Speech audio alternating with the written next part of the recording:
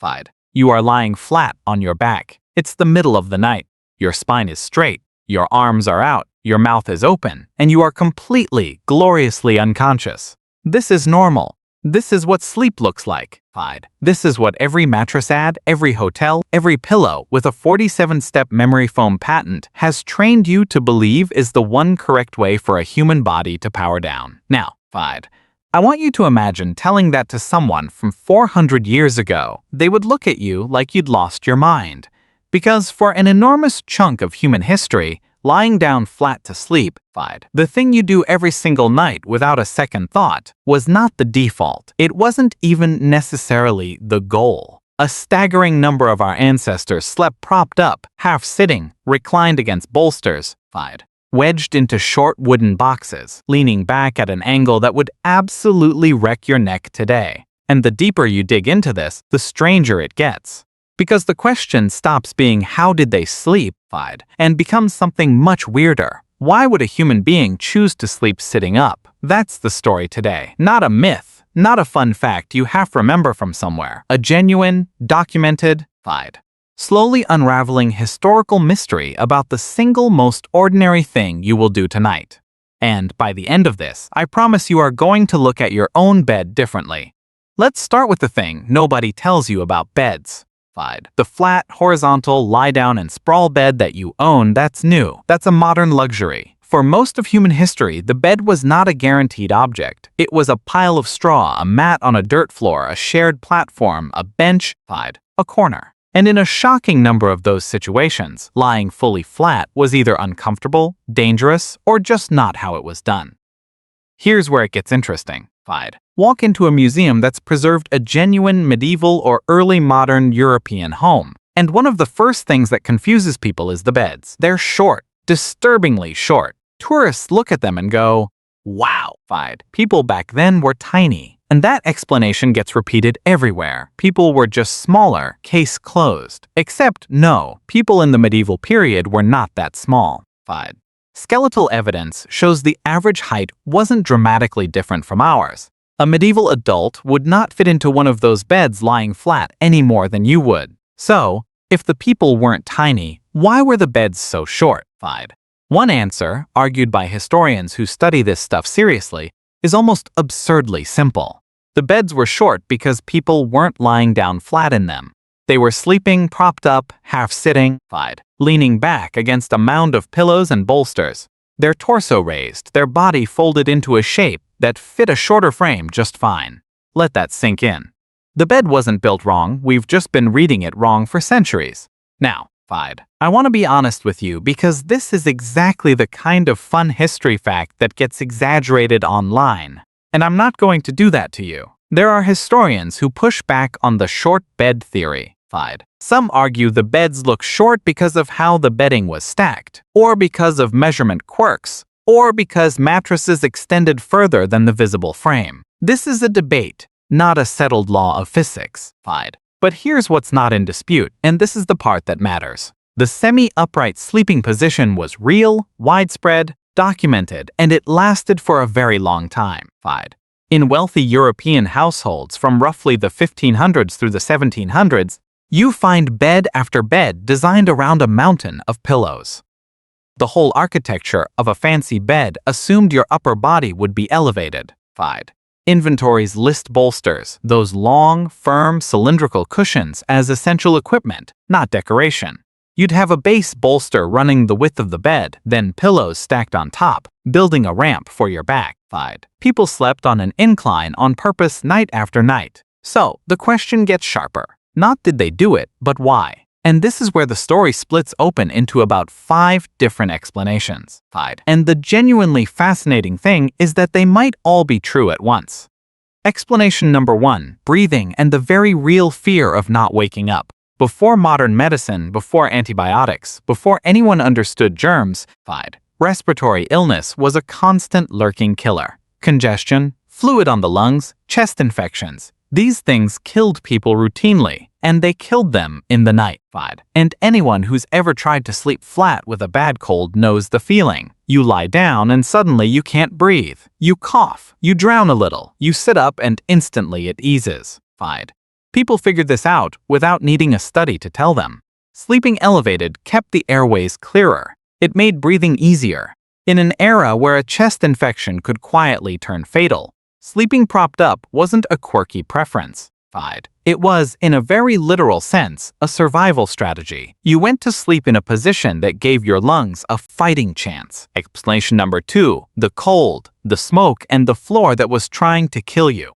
Go back far enough and the floor is the enemy. Cold seeped up from packed earth and stone. Damp followed the cold, and up near the ceiling in any home heated by an open fire or hearth, there was smoke. Thick, drifting, lung-coating smoke. Because chimneys, the good kind, are a relatively recent invention too. So, you've got cold and damp pooling low and smoke gathering high, which means the optimal sleeping zone is this narrow band in between. And a raised semi-upright position let you find it. Off the freezing floor, below the worst of the smoke tucked into the one livable layer of the room. No central heating, no double glazing. No little app that tells you the bedroom is a crisp 68 degrees. Just you, a fire, a hostile floor, and the eternal human project of not being miserable enough to die. Explanation number 3, and this one I love because it's so human. Status. Power, showing off. A grand towering pillow-stacked bed was a flex. In the courts of Europe, the bed became a stage. The most famous example is the French monarchy, where the king's bed was practically a throne. Important visitors were received while the king reclined, propped up, half sitting in a bed surrounded by railings, with courtiers standing in attendance. There were elaborate rituals, the lever and the coucher. The formal getting up and going to bed ceremonies, where powerful people watched the king transition between vertical and horizontal like it was theater, because it was.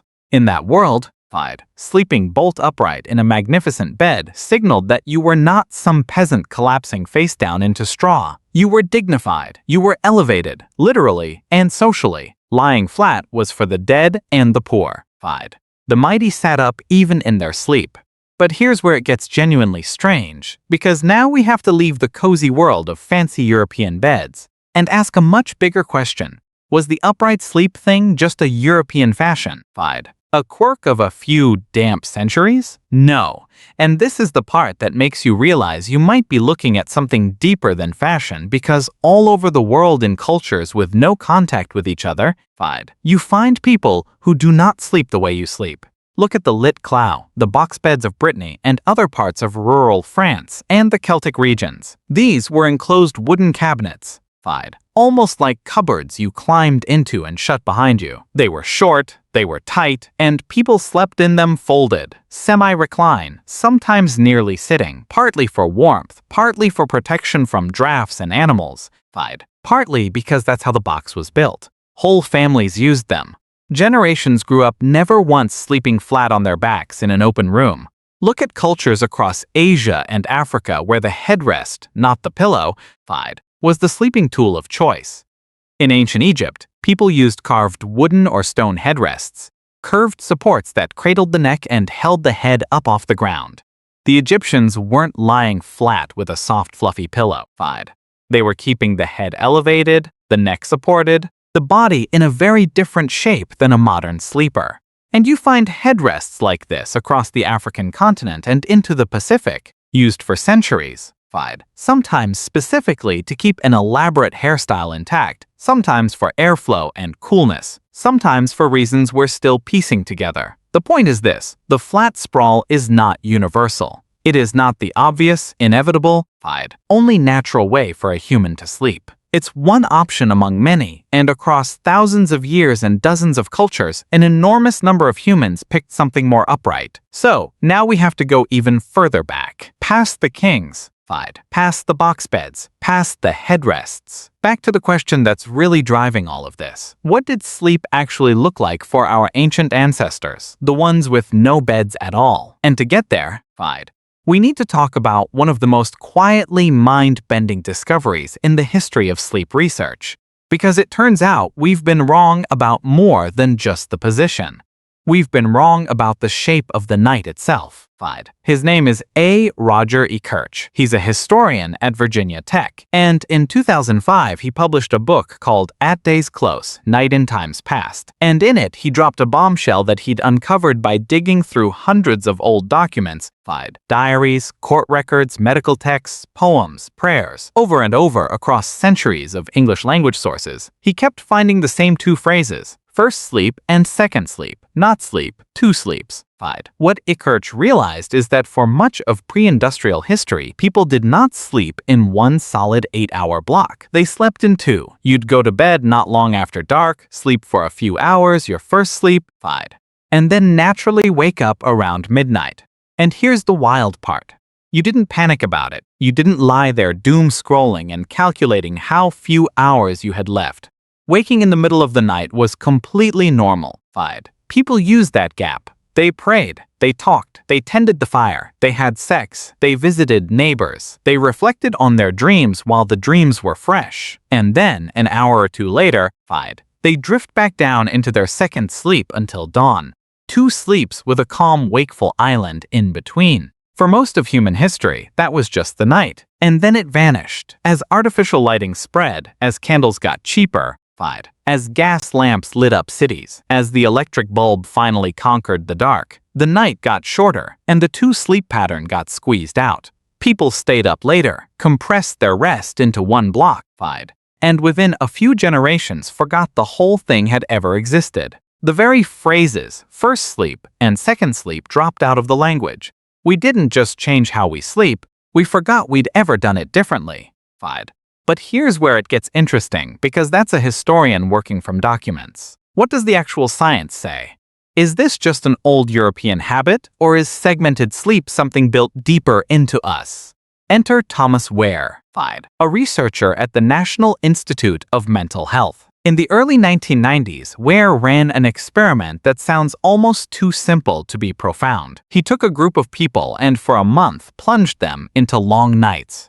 14 hours of darkness every single night, the way a human in winter before electric light would have experienced it. No phones glowing, no lamps, just darkness, the way it used to be. And after a few weeks, their sleep changed. It split.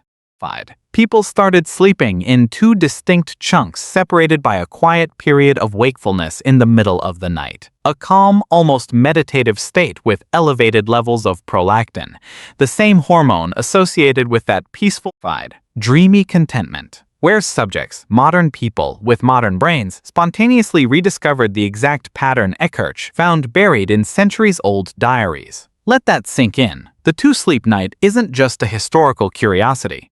It might be the pattern your body wants, the one electric light papered over. You've been doing it wrong, possibly your entire life, and so has nearly everyone you know. So, if the timing of sleep was that different, if the very structure of the night was something we've forgotten, then suddenly the idea that the position was different too stopped sounding crazy. It starts sounding obvious. Of course, they didn't sleep like us. They didn't do anything about the night like us. Now, let's go all the way back, all the way to the people with no beds, no box beds, no bolsters, no headrests, the hunter-gatherers. In 2015, a team led by Jerome Siegel, a sleep researcher at UCLA, published a study in the journal Current Biology that did something nobody had really done before. They strapped tracking devices onto people in 3 of the few remaining traditional hunter-gatherer and forager societies on Earth, the Hadza in Tanzania, the San in Namibia, and the Tsimane in Bolivia. Communities living without electricity, without artificial light, in conditions closer to our deep ancestral past than almost anywhere else. And the findings quietly demolished a few myths. These people didn't sleep more than us. In fact, they often slept a bit less, around 6 and 1/2 hours a night. They didn't go to bed when the sun went down. They stayed up hours into the dark around a fire. They tended to wake near dawn, and crucially, they had almost no concept of insomnia. Some of the languages didn't even have a word for it. But for our story, the detail that matters most is the fire, because every one of these communities sleeps with fire, near fire, around fire. And anyone who slept near a fire knows you don't sprawl out flat in the smoke. You sit, you lean, You arrange your body to stay warm on one side, watch the flames, keep the smoke out of your face, and stay just alert enough to feed the fire and notice if something moves in the dark. Which brings us to the oldest, deepest, most primal explanation of all. The one underneath the kings and the box beds and the headrests, safety. For almost the entire span of human existence, sleep was the most dangerous thing you did. Think about it. You're a relatively slow, soft, clawless, fangless animal, and for 8 hours, you're going to switch off your brain and become, biologically speaking, slow meat lying in the open.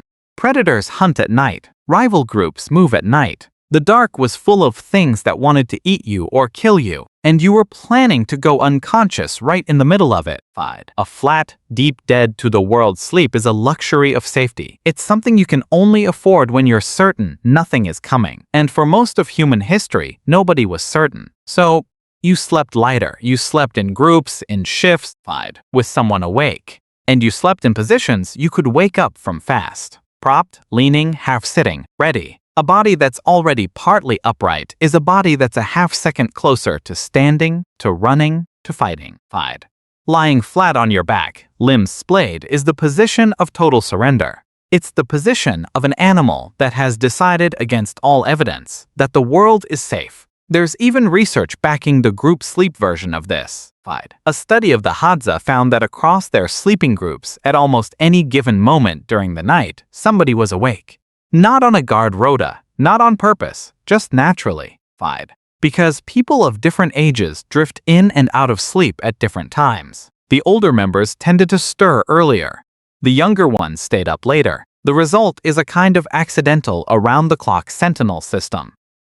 There was almost no point in the night when the whole group was unconscious at once. So picture it now. Not a king on his throne bed. Not a French family folded into a wooden cupboard. Go all the way back. A small band of humans 50,000 years ago gathered around a fire under an enormous open sky. The flames are low. The cold is pressing in from the dark beyond the firelight. Somewhere out there something is breathing. And so, they sleep the only way that makes sense. Close together, leaning, propped against each other and against the earth. Upright enough to wake in an instant. Never all the way under, never all the way gone. That is sleep for almost the whole of human history. Light, watchful, communal, sitting up. And the flat, 8-hour, alone in a dark room, dead to the world's sleep that you think of as natural. The one the mattress companies sell you as your birthright. That's the strange one. That's the experiment. That's the brand new, historically bizarre thing our species started doing about 5 minutes ago, evolutionarily speaking. Once we built walls thick enough, locks strong enough, and a world tame enough that we could finally, for the first time, afford to fully let go. So tonight when you climb into your bed, your big, soft, flat, gloriously horizontal bed in your warm room behind your locked door, with no fire to tend and no predator in the dark, and no second sleep waiting for you at midnight, I want you to notice it, just for a second. You're about to do something almost none of your ancestors ever could. You're going to lie down completely flat, close your eyes, and trust the entirely. It feels like the most natural thing in the world. It might be one of the least natural things we've ever done. And there's a part of this story I haven't told you yet. Because the reason we finally lay down, the exact moment our species stopped sleeping upright and started trusting the night, has less to do with comfort than you'd ever guess, and almost everything to do with one invention that changed what darkness even means.